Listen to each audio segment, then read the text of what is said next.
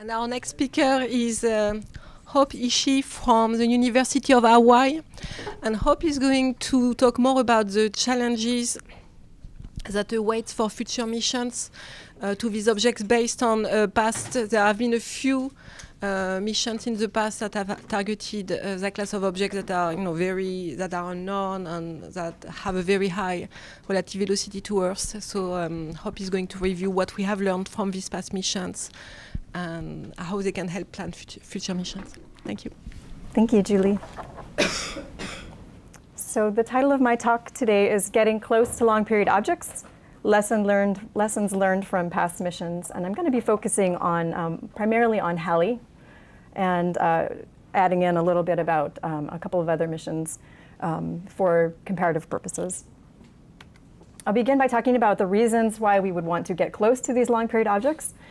In particular, if we're interested in the dust that may be being emitted by them, and then I'll describe how dust can inform us about our solar system.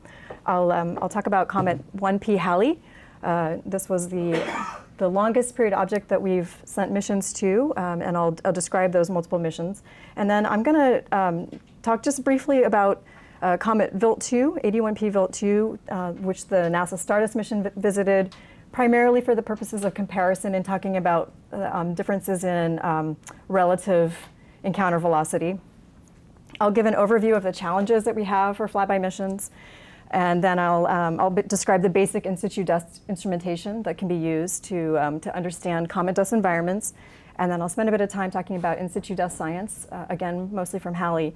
And then I'm going to just very briefly skim, I'm not going to do it justice at all, some of the science from a couple of the more recent Jupiter family comet missions. And I'll conclude with considerations for future missions to long period objects. Okay, so why should we bother to try to get close? Why not just stick to remote observations? Olivier has told us that we can find out a lot of information about these objects. We can learn about orbital behavior, potentially get some information about albedo, activity, molecules in the coma. We can even get some isotopic information if they're bright enough. We can even get some information about the dust by remote observations. Mid-IR spectroscopy can give us information on mineralogy of the dust. However, it does require that we do modeling with reference spectra, and so like all models, you can only get out what you put into it. So you have to make some assumptions about what you expect to be there. It covers a limited particle size range, up to tens of microns in optically thin comas, but the strongest emission features are coming from 1 micron or smaller dust grains. And so there's some selection bias in the information we're getting about the dust. And then finally, we're getting essentially population level information. So we're seeing the dust as a whole. We don't get information about how those minerals may be distributed in the dust or among dust particles. Nonetheless, we do have the ability to look at the 8 to 13 micron range in this window that's observable from Earth, and so we can look at silicate features.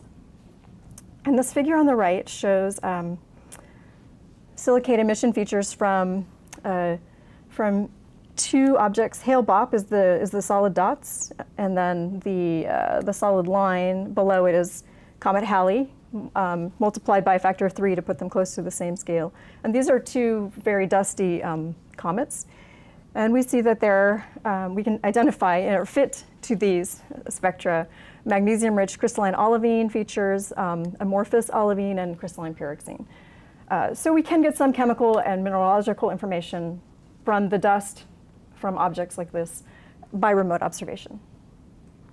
Okay, what about spacecraft missions? Well, there's the big negatives of high cost and risk. Giotto missions flyby of Halley about 30 years ago cost about $300 million at the time. And then the Stardust mission flyby of Comet Vilt-2, which I'm going to discuss a little bit, a little less than 15 years ago, cost about $200 million at the time. But there are also enormous advantages in that we have an improved ability to observe details. We can observe details about object shape and structure that are a little more uncertain by remote observations. We can get details about surface activity, both spatial and temporal structure in that activity, We can get information about dust release. And then, of course, we can look at variability in these details among objects if we have missions going to them. The major advantage from my particular perspective is the ability to locally sample coma gases and dust, especially the dust. Okay, so why am I so interested in dust? What can dust tell us? Well, in fact, for decades now, we have actually been studying dust from a huge variety of parent bodies that travel through interplanetary space. They reach Earth-crossing orbits and settle down through our atmosphere. We do our best to collect them before they get lost in the overabundance of terrestrial dust. So they're usually collected in the upper stratosphere. And these interplanetary dust particles, or IDPs, are valuable because they sample vast numbers of parent bodies that are not present in our existing terrestrial dust collections here on Earth. I especially like this Chris Madden cartoon.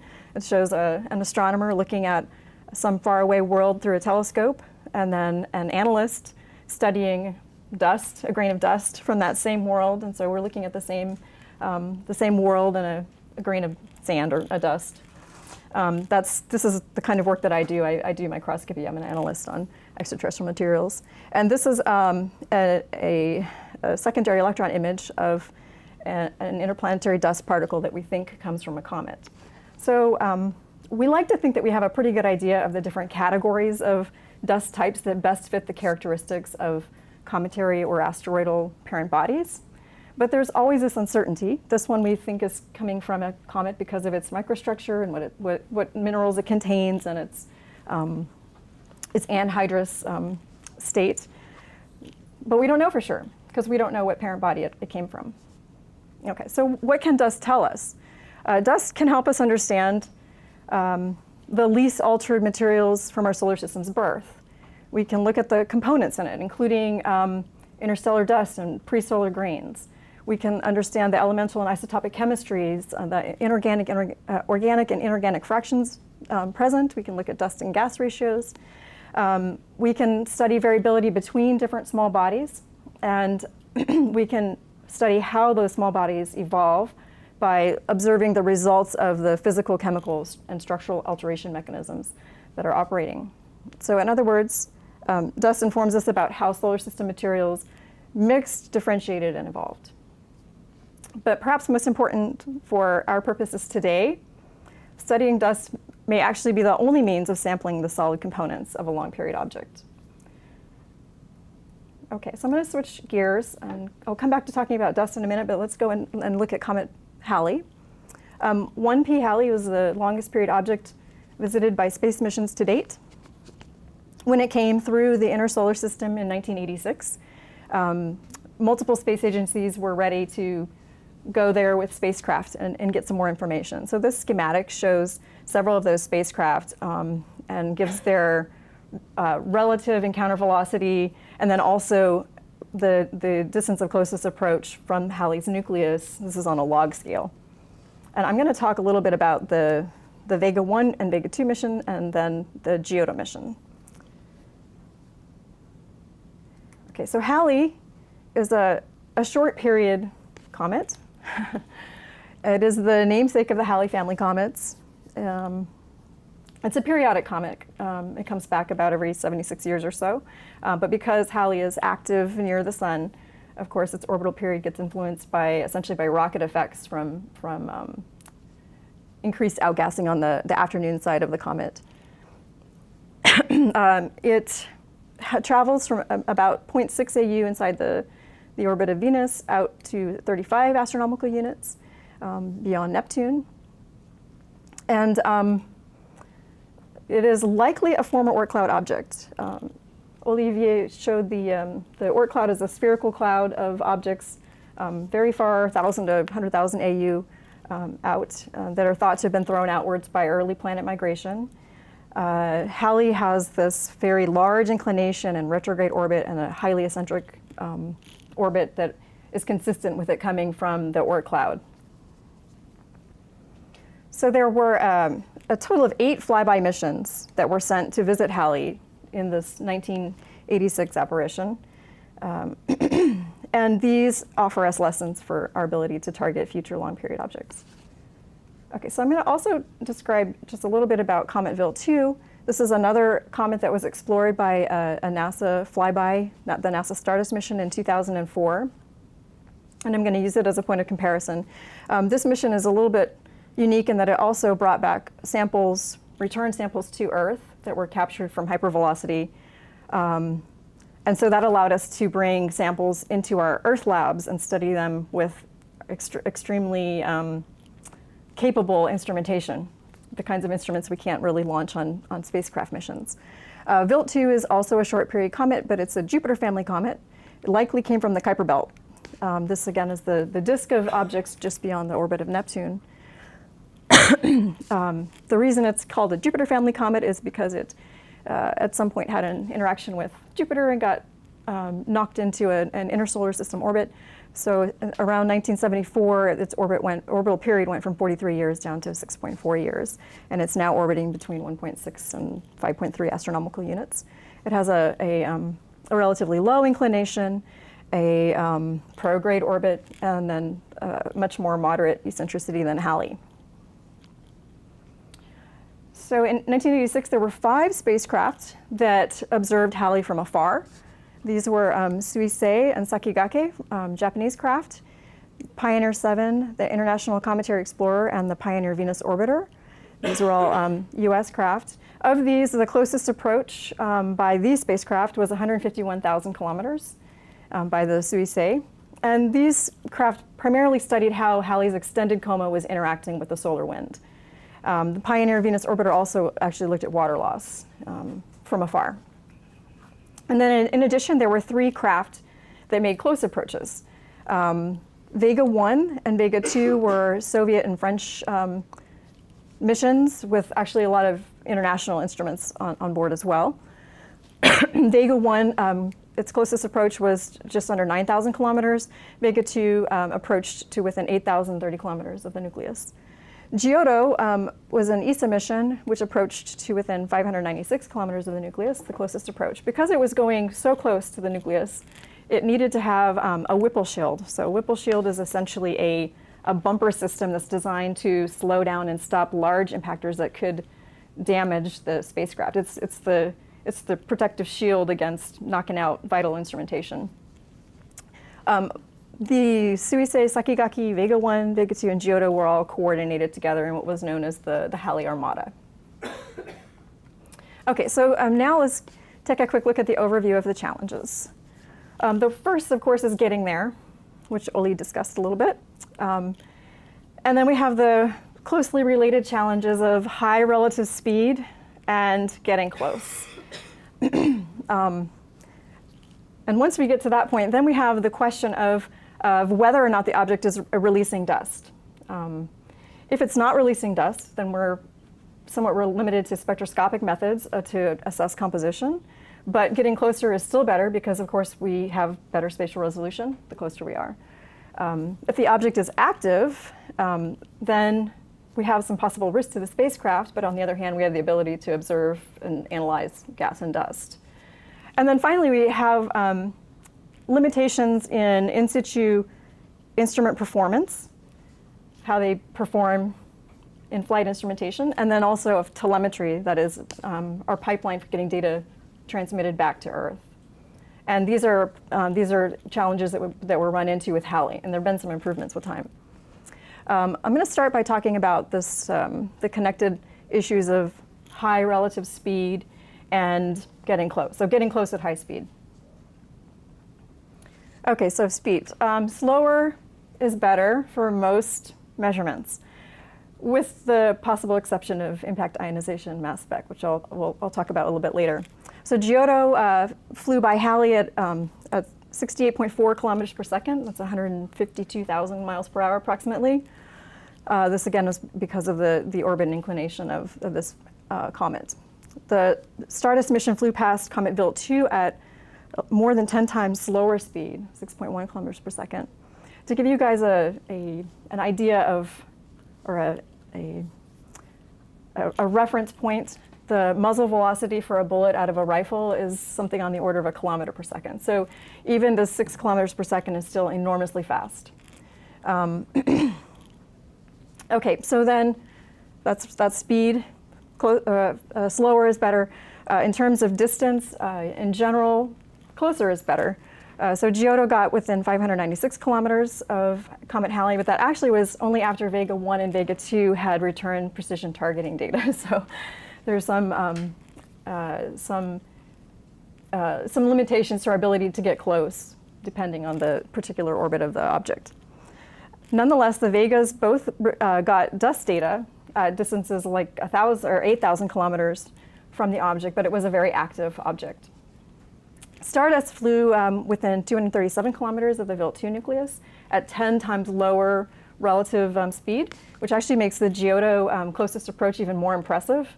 But there was a reason why Stardust didn't fly closer, and that is that dust presents a health risk to the spacecraft. So Vega 2, at around 8,000 kilometers from the Halley nucleus, suffered about an 80% solar power loss, presumably from dust blocking the sunlight, right? Vega 1 reported a 40% power loss. Giotto, which got within 596 kilometers of the nucleus, experienced a couple of big hits in spite of having this Whipple shield to protect it. One of them was big enough that it actually destabilized the spacecraft's spin. And there were a couple of results from that. One was that the antenna got pointed in the wrong direction and communications were lost for a while. It took about 30 minutes for the spin to restabilize.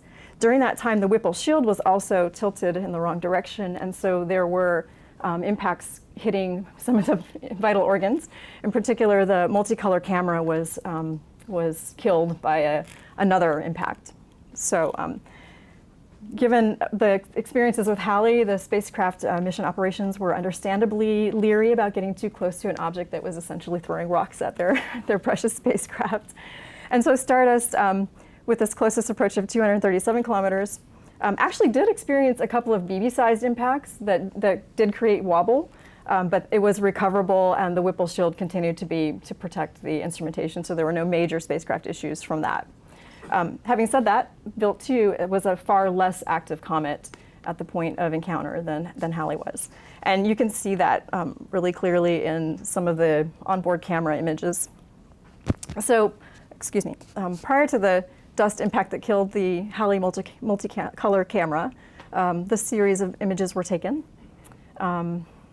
These are taken on the Giotto approach to Halley, and they were the images were collected with 0.3 millisecond exposures. I'm not sure if there may have been a couple of averages in these images. I'm not sure about that, but we're talking about on the order of millisecond exposures, and you can clearly see the jets with gas and dust coming off of the comet.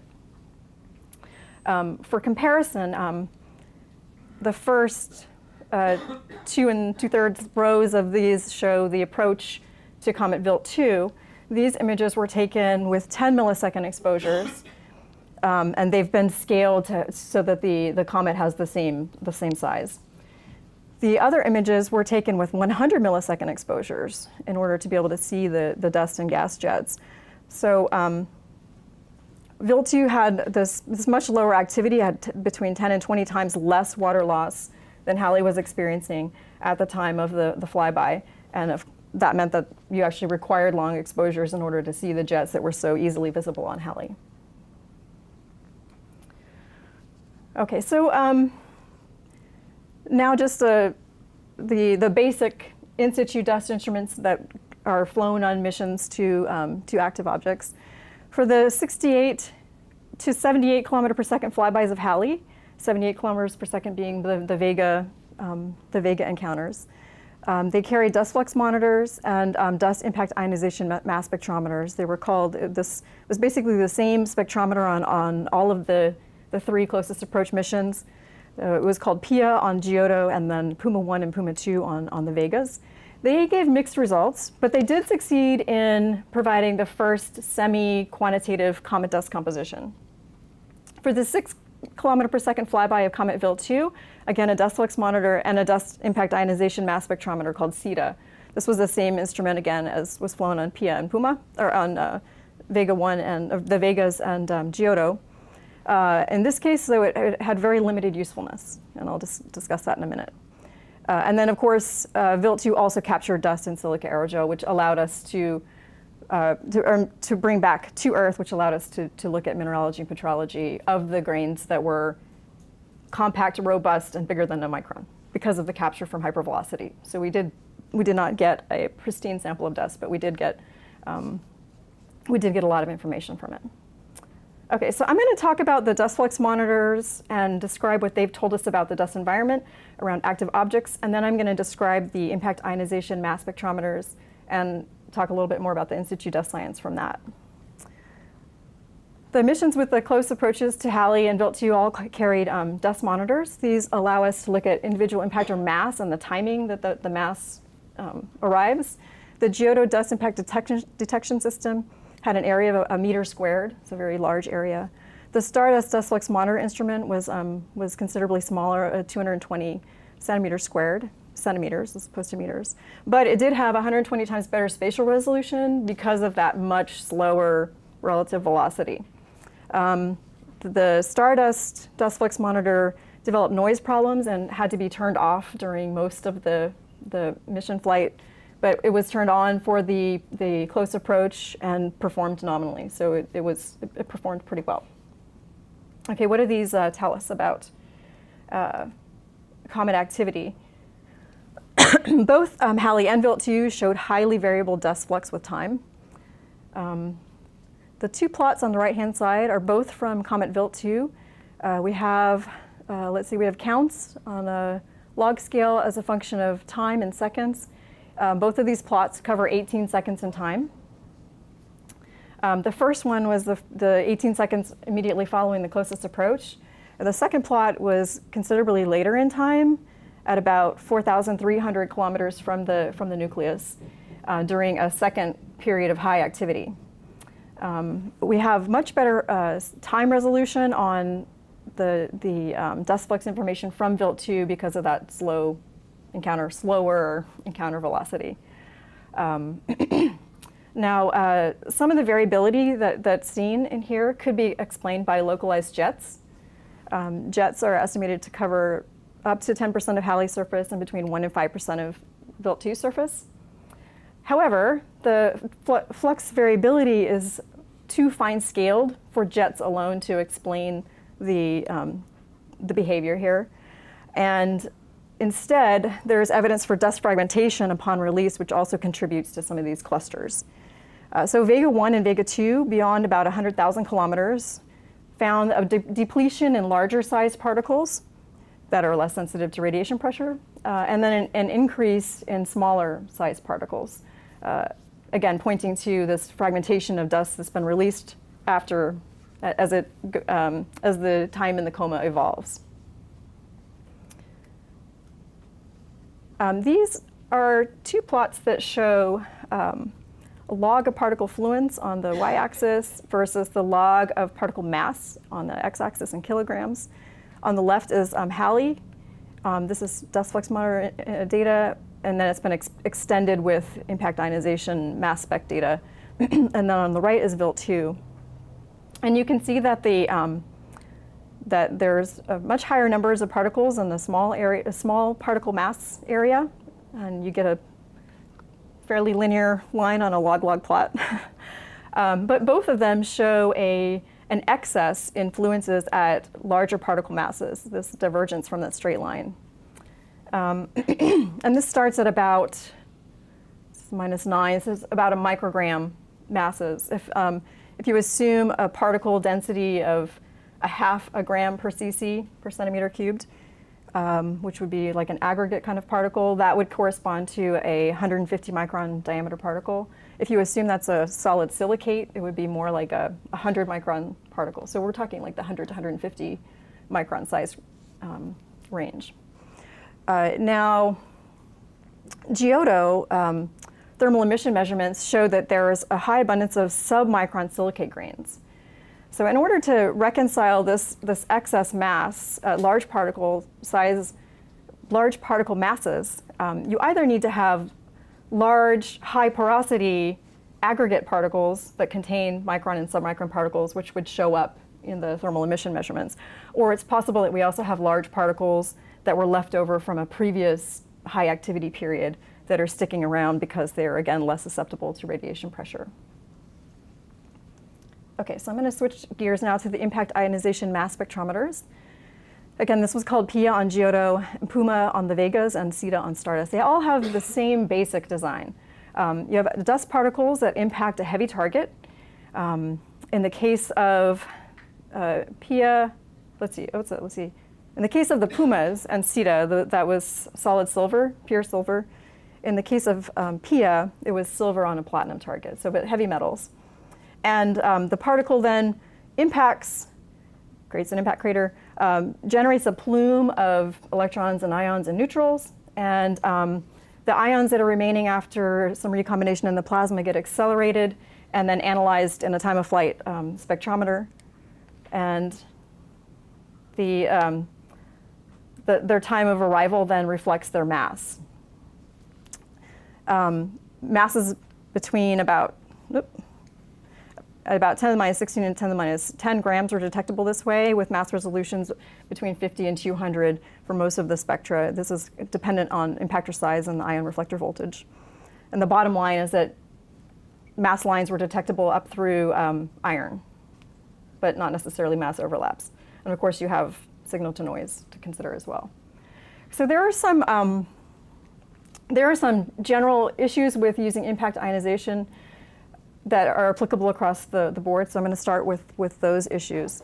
One is that you cannot necessarily readily calibrate all of the minerals that might be present at the relevant impact velocities. In the case of the Halley encounters at 68, 78 kilometers per second, it just wasn't physically possible to accelerate minerals to those velocities in lab settings. And so essentially, you end up collecting the data and figuring out how to interpret it after the fact. One of the results of this inability to know the exact ion yields is that composition data from Halley is probably good to within about a factor of 2. The second thing to consider is that at high impact velocities, like the encounters with Halley, the flybys with Halley, material is pretty thoroughly broken down, and you end up with individual atomic ions. This is a good general representation of the bulk particle composition. At lower impact velocities, though, like Stardust at Vilt2, you end up with some complex molecular ions, and it gets very complicated to interpret because there you have these complicated mass overlaps. In fact, at the end of the day, Stardust produced 29 spectra, and they were all of organics. It's not possible to determine mineralogy because you're getting an entire particle. Well, I should say with a caveat that if you do have single mineral grains, you're going to measure that mineral. But your ability to get structural information becomes very indirect. And then isotopic information is limited because of signal to noise. And then finally, the total mass that's being analyzed is very small. In the case of Halley, it was estimated to be a few nanograms of material, which is a very tiny sample. Having said that, though, it was dust collected through the entire coma, and so it's considered to be pretty representative of the comet. For Stardust, the estimate is that less than 1 milligram of dust was collected, and that's a rough estimate. So in addition to the issues with impact ionization and how it performs with relative velocity, there were some specific issues that came up with the mass specs for the Halley mission. For PIA on the Giotto mission, the mass spec malfunctioned, but there was still some useful data that came out from that. PUMA 2 on Vega 2 had low dynamic range and low sensitivity. This was due to the telemetry, this very limited data transfer rate that really throttled back the fidelity of the data that could be obtained. PUMA 1 on Vega 1 is the most usable data set that was obtained. There were over 6,000 spectra. At the 78 kilometers per second, it was generating mostly singly charged atomic ions, and so again, much more easy to interpret. There were 4 modes of data collection. So mode 0 was an uncompressed mode, most like a lab spectra, but only about 4% of the spectra collected were in mode 0. The rest of the spectra were collected in with various levels of compression. It unfortunately turned out that there were some issues with compression, and also a jitter in the time squared signal. And let me show you these spectra here.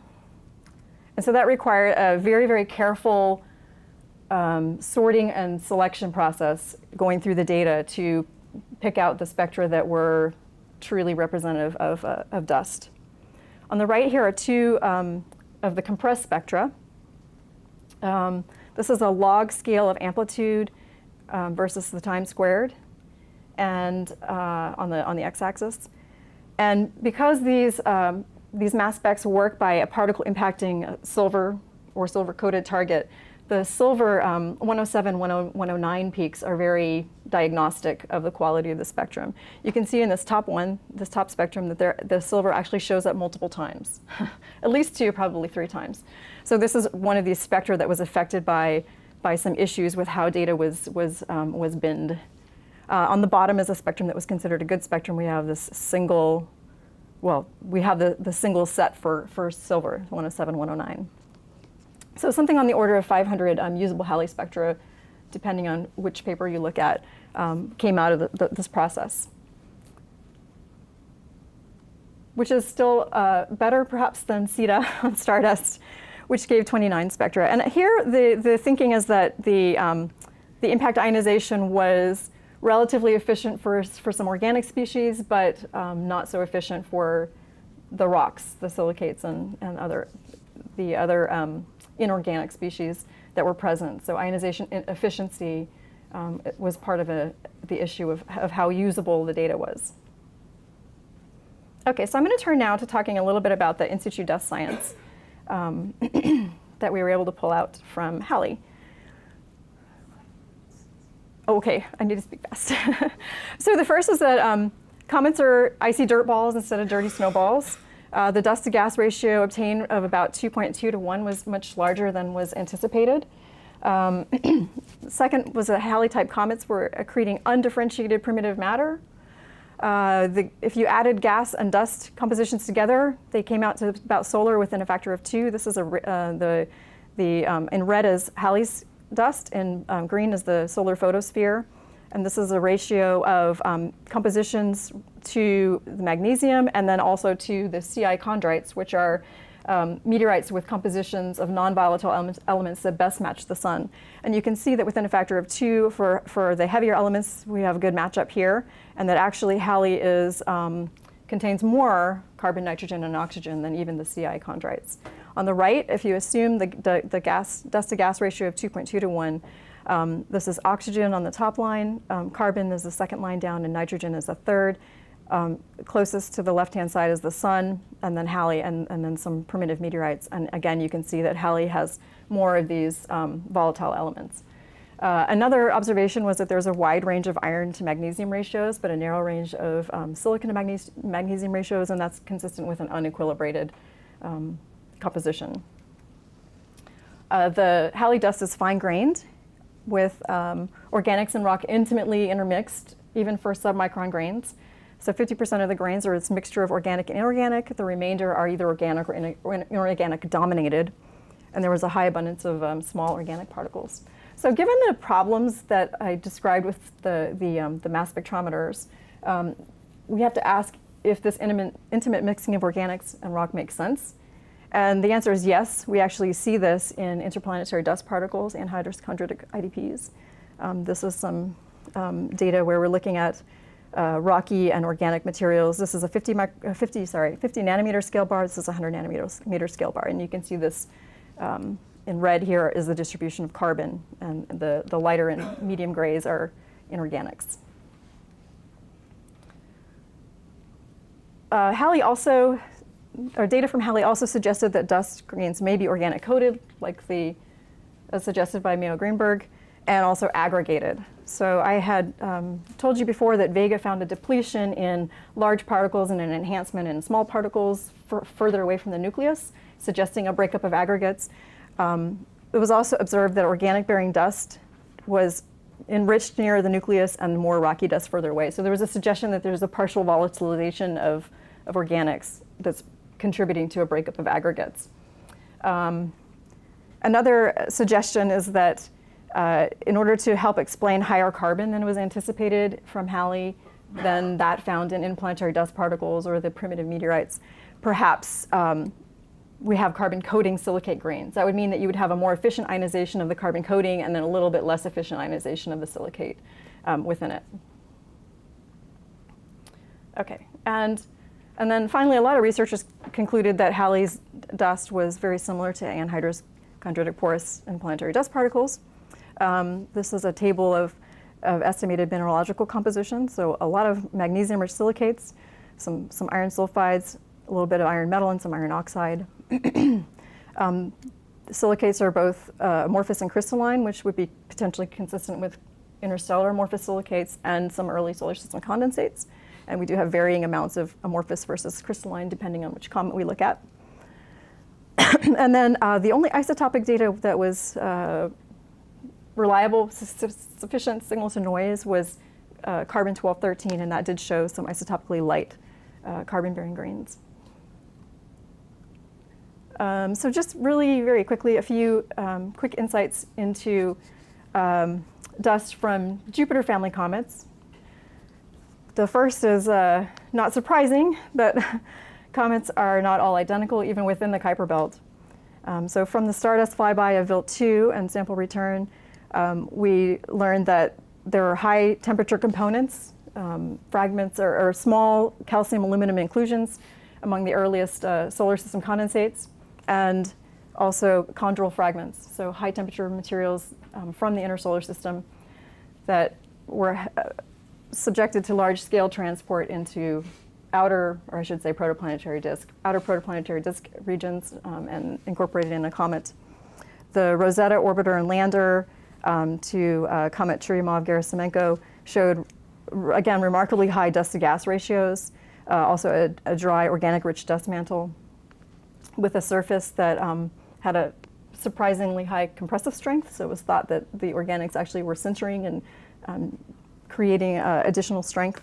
And then it also showed fluffy aggregate and compact dust particle morphologies that was taken to indicate that the comet had not experienced significant impact compaction since it accreted. So to wrap up, some considerations for future missions.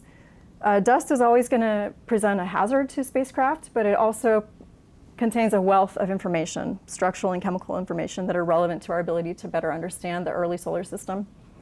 Relative velocity is this crucial factor in how high fidelity and how interpretable our dust data is. We have a lot of variability in comet activity in dust environments, both in terms of magnitude, but also in terms of spatial and temporal factors. And then in situ dust spectrometers do have limitations. We can't do as well as we can in Earth labs. And so these limitations are also dependent on relative velocity, the dust properties, and then our telemetry. And then finally, despite all of these limitations, there are massive amounts of science that can be extracted with careful, close observations and analysis. Thank you.